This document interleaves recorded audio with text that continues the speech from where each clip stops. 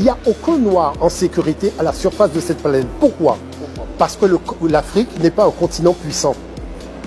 Lorsqu'un Anglais, on y touche en Argentine, le gouvernement anglais demande pourquoi vous avez touché à cet Anglais. Qu'est-ce qui s'est passé? Lorsqu'on touche à un Américain au fin fond de Bombay, ils descendent voir le maire de Bombay. Qu'est-ce qui s'est passé? Quand on touche à un Africain, il n'y a personne. Regardez l'état d'Haïti. Haïti est obligé d'aller à l'ONU alors que l'Haïti fait partie de l'Union africaine.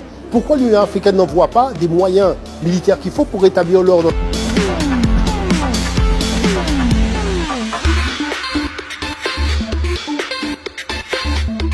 Moi, vous savez, je vais vous dire une chose qui est très simple. J'arrive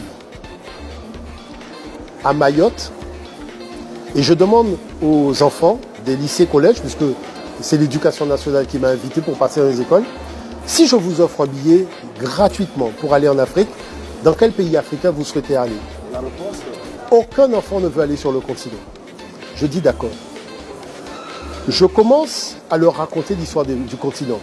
Les inventions, les découvertes, les grandes civilisations, ce que les étrangers ont dit sur l'Afrique, les défis technologiques que nous avons relevés, les solutions africaines qui sont encore valables aujourd'hui.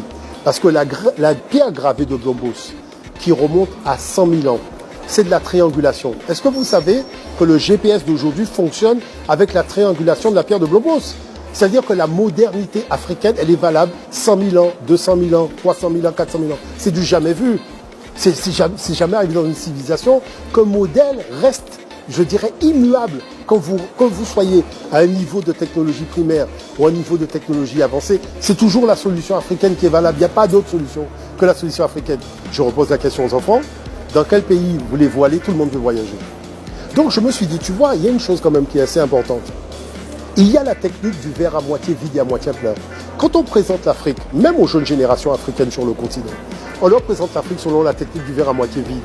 Donc le jeune, il me dit quoi? J'ai envie de quitter l'Afrique. Mais moi, j'étais au Mali.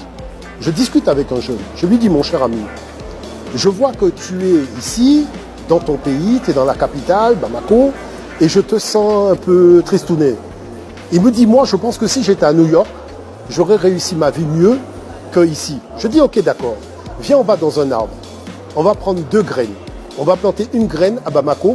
On prend l'avion, on va planter une graine à New York. Est-ce qu'il y a une graine qui ne va pas donner un arbre?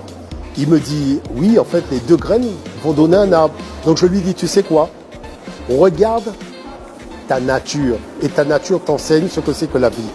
La graine, elle commence par faire des racines. Et une fois qu'elle a fait des racines puissantes, elle sort du sol et elle s'élève. Elle ne va pas regarder si je suis à Bamako ou si je suis à Los Angeles. Elle sait que sa destinée, c'est l'élévation. Ensuite, porter des fruits pour servir aux intérêts des jeunes générations. Fais simplement comme l'arbre et tu verras la puissance que tu vas acquérir parce que le sol de Bamako va te permettre de pouvoir à ton élévation. Vous voyez, c'est ça l'enjeu. C'est d'expliquer que la nature s'est développée partout. Elle a relevé les challenges partout. Alors, je vous dirais, il y a 2 choses. La mission, elle est importante parce que ce n'est pas simplement l'Afrique. Je vais vous expliquer le problème de fond. Moi, qui suis dans la Caraïbe, je tiens quand même à vous rappeler qu'il n'y a aucun noir en sécurité à la surface de cette planète. Pourquoi?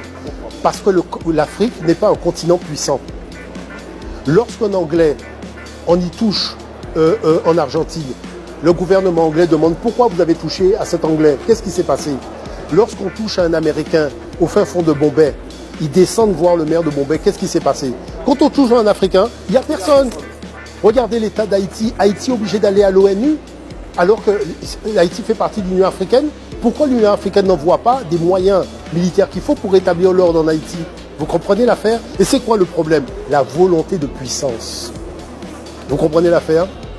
C'est-à-dire, ce n'est pas lorsque vous avez une arme à la main que vous faites la volonté de puissance. Ça se passe ici. Il y a 2 colonnes vertébrales. Il y a une colonne vertébrale du corps qui vous tient debout. Mais il y a une colonne vertébrale du mental. Et c'est cette colonne vertébrale qui a été affectée par le colonialisme. Maintenant, il faut la rebâtir vertèbre après vertèbre et inventer des solutions nouvelles reposant sur nos patrimoines anciens.